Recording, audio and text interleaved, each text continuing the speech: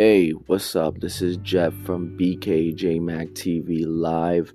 This is the podcast. This is episode 12. And today's episode focuses on Andrew Jackson, the seventh president of the United States.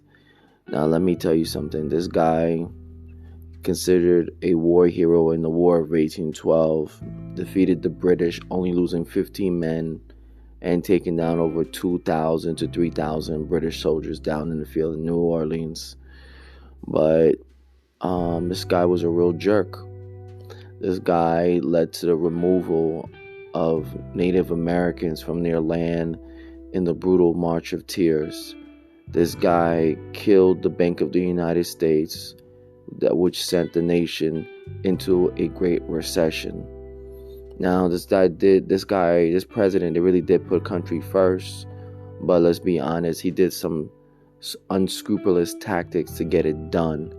And he basically didn't care what tolls he was going to step over to get his job done. Now, let me tell you, President George Washington didn't like him. John Adams didn't like him. Thomas Jefferson didn't like him. Many of the Virginians didn't like him because they thought this man was a lunatic and that he was going to do certain things that was going to rattle the Republic if he one day became president of the United States.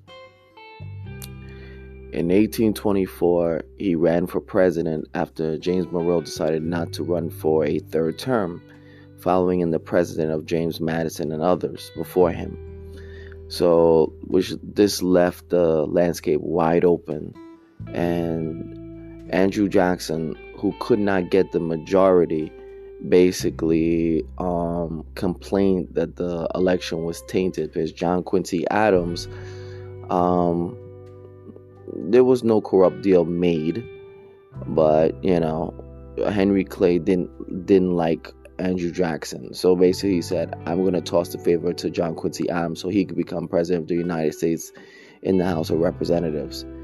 And Andrew Jackson said that it was a corrupt bargain, but there was no corrupt bargain, even though it didn't look good that, John Quincy Adams made Henry Clay his Secretary of State, but it was just like, but he ran with that, and he created this big scandal in the country for the next 4 years, which clouded over John Quincy Adams' administration.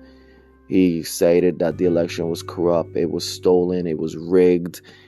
He did everything in his power to spread misinformation about the election of 1824 to the point where it drove John Quincy Adams mad. And anytime President Adams wanted to pass meaningful legislation, it was being blocked by these Democrats that were in the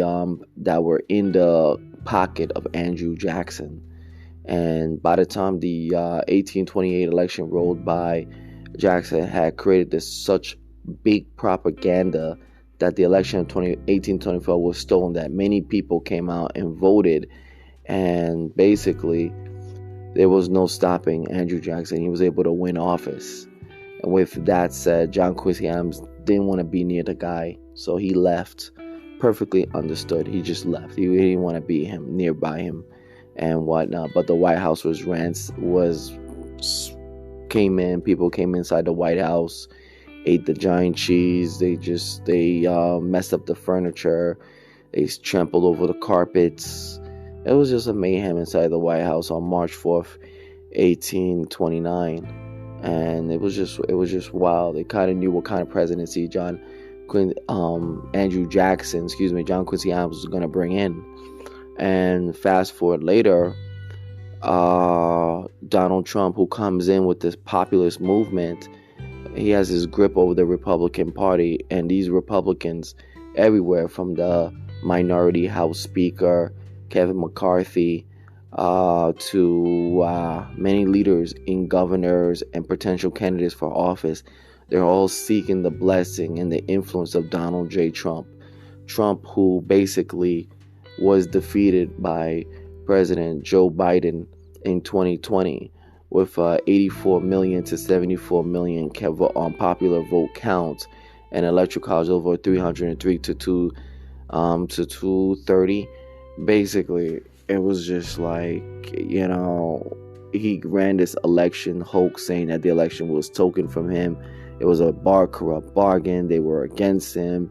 He did everything in his power to try to overturn the election, which led to January 6th, which was crazy, which was wild. A bunch of rednecks who had no sense at all, who were just dumb as hell, just came into the White House, came into the House of Representatives, ransacked offices of the House Speaker Nancy Pelosi. Such disrespect. The history that House of Representative House held, the history it held, the delicacy of that building, that these disgusting low-life protesters came in and soiled and defaced. It was disgusting. And it was all led by Donald J. Trump, the 45th president of the United States. And he didn't care. He didn't even send the National Guards over. And even through all of this, even though he's the first president of the United States to get impeached twice by House of Representatives and survived 2 Senate trials, this guy is still shooting his mouth off. He still got the crowd behind him. He still got Republicans coming to him. Look at Sarah Palin coming towards him, begging for his endorsement because she can't get elected on her own right. She's supporting these dumbfounded ideas that the election was stolen, the election was tainted, corrupt bargain. They're all doing this for Donald J. Trump, even though he's faced an array of legal challenges and troubles across states and cities across the United States, especially in New York. His house being raided by the FBI for stealing classified information from the White House. Republicans still love him. These Republicans of today still love him. And let me tell you something. The party of Lincoln would be disgusted right now by the mere fact that these Republicans, these spineless Republicans led by Kevin McCarthy and others who have no spine whatsoever, to stand up to this man, to tell him, we will not accept your policies. Look at Lindsey Graham senator from South Carolina. He's all over Donald Trump. There was one moment he stood up against him, but he couldn't stand the heckling and the people yelling at him at the airport, calling him a traitor. He couldn't take that. So he automatically, quickly switched back allegiance to Donald J. Trump, and now he's getting praised again. They love Donald J. Trump, and the people love him. A lot of racist people in the South love Donald J. Trump. People in the Midwest love Donald J. Trump. My point is, and why am I talking about this, is because Andrew Jackson had a lot of supporters, a lot of people that were in the ears that obstructed the legislative process of President John Quincy Adams during the middle parts of the late 1820s. And it's happening again, but this time Joe Biden was able to outmaneuver the Republicans in the House and the Senate, was able to get a lot of his agenda passed. Yesterday, he signed the Deficit Reduction Act, which invests heavily into climate change to reduce carbon emission in the United States, bringing tax credit for electric car vehicles. Like, everybody, listen to this: electric car vehicles, $7,500 tax credit, $4,000 for a used electric car. That's all coming next year. Reducing the out-of-pocket expense for diabetes pills at $35. Amazing. Subsidies for health insurances in the marketplace for to keep people enrolled for the next 4 years. These things have been done. These things have been done by the Joe Biden administration while passing the semiconductor bill, which is going to create more semiconductors, because right now there's a big, massive shortage of semiconductors in the United States, and China is making them. So we're going to have that in the United States. So Joe Biden was able to get that done, even though Mitch McConnell, the Republican minority leader of the Senate, threatened to scuttle the bill if they try to revive the Build Back America bill. But guess what? Joe Manchin of West Virginia played the game very well, and he was able to outmaneuver and outthink the minority leader from Kentucky, and was able to get the bill done, get both major bills done. And President Joe Biden signed them into law. And they passed a minor version of gun control in the United States.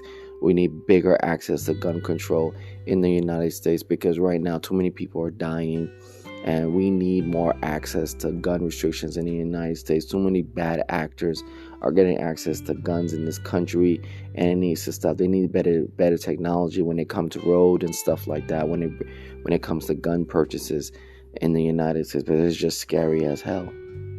But anyway, Joe Biden was able to get that stuff done and block off the resistance of the Trump Republicans. But they're coming in the midterm elections. They're coming. Just like Jackson supporters did in 1828, they're coming. The Trump Republicans and the Jacksonian Democrats, they're aligned together with the same values and they're lockstep. So they're coming, and they're making inroads to attack the Republic and making it seem unhonest and only fair to one people and one party only, which is the Donald J. Trump party. Liz Cheney paid for it with her seat. She led the extraordinary effort to try to get Trump convicted of these crimes, and she lost her seat. And it's pretty sad that she stood up to Donald J. Trump, and the people of Wyoming, who she won the seat from 2 years earlier with a 73% polling, came off at 23%. It was sad. It was disgusting.